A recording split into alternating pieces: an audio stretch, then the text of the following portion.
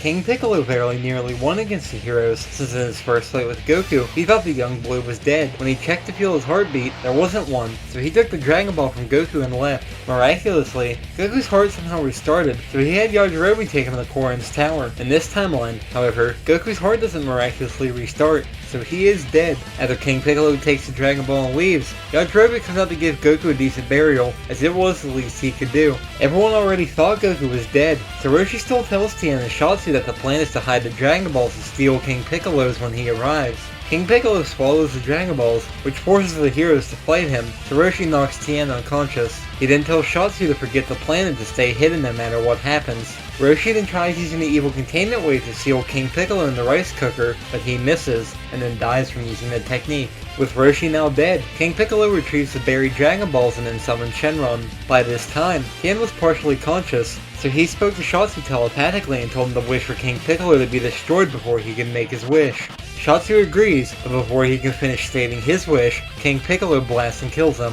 He then wishes for his youth to be restored, which Shenron grants for him. After his youth is restored, and before Shenron can disappear, King Piccolo kills the dragons so no one can make any more wishes. King Piccolo then planned to go to the king's castle, but before he did, he kicked Pilaf, Mai, and Shu off his ship since he no longer needed them. Regardless, he then easily storms the king's castle, but King Furry tried to escape before Piccolo could reach him. The Demon King then jumped onto his hover car and demanded that King Furry make an announcement to the world that he is their new king.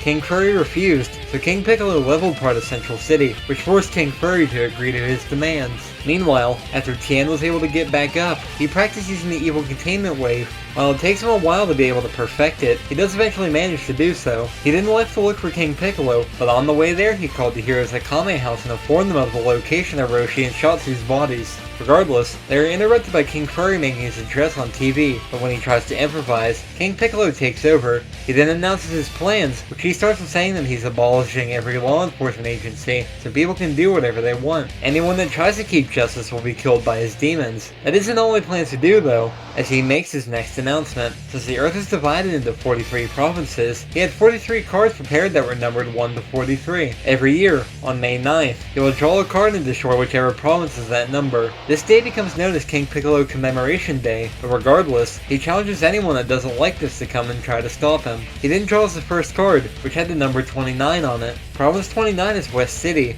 so he warned everyone there to run, as he was on his way to destroy it. After the heroes found out Tien's plan to try and sacrifice himself while sealing away King Piccolo, Yamcha decided to head there too, even though his leg was still broken. Regardless, Tien then arrives at King's castle, so King Piccolo decided to use him to show an example of what happens to the people that oppose him. Since the rice cooker was cracked, Tien gives up on his plan of using the evil containment wave, though when he goes to challenge King Piccolo, he spits out the egg-containing drum, since he didn't need to dirty his own hands by fighting Tien.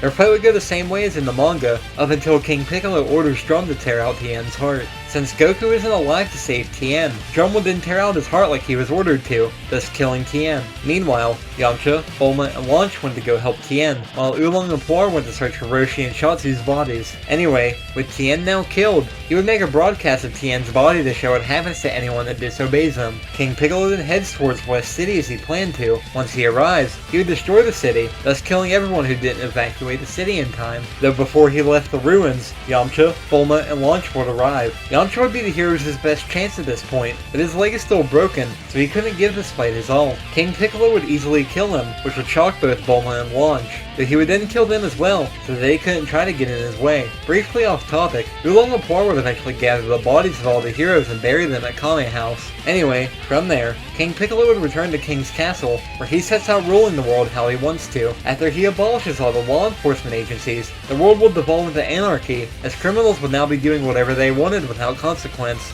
Also, King Piccolo's demon clan would wreak havoc across the earth. He might make more demons as well, and potentially even remake Tambourine and Symbol, since he can choose what the demons look like. Since Shenron was destroyed, and no one else is around to stand up to King Piccolo, Kame might make a stand against him, though King Piccolo likely figured Kame would come down to attack him at some point, so he trained in preparation for that day. However, since he couldn't kill Kame without causing himself to die, he would attempt to teach himself the evil containment wave. Now, it's hard to say if he could learn this and close the gap in power between himself and Kami, but for the sake of this timeline, I'm going to say he manages to do so. When Kami does eventually confront King Piccolo, it would be a long and drawn out fight, but the Demon King just barely manages to steal away the Guardian of Earth and the rice cooker. After burying the rice cooker where no one could find it, he can rest easy now as he faces no other threats. Over the years, other martial artists might rise and try to take on King Piccolo. Even though they know what will happen if they lose, it's better to try than it is to do nothing except sit around and watch the world burn. Some of the martial artists that challenged King Piccolo to be Yajirobe, the Ox King, and Chi-Chi. Unfortunately for them, none of them would stand a chance against the Demon King. Anyway, King Piccolo would keep his promise of destroying a province every year. Since there are 42 provinces left that he hasn't destroyed, he would destroy the last province in age 795. After the last province is destroyed, there would still be humans alive that evacuated the provinces before he destroyed them. So, he would task his demons with hunting down and killing the remaining humans. Even the Demon King himself would join in on hunting down the last humans alive. Two of the last humans alive would have been Oolong and Poir, as they would have hidden at Kame House for as long as they could. Though, with there being so few power levels left on Earth, theirs would eventually be sensed. So King Piccolo kills them too. After all the humans are killed, the Earth would still be in a time of chaos, as King Piccolo's Demon Clan now has free reign over the Earth.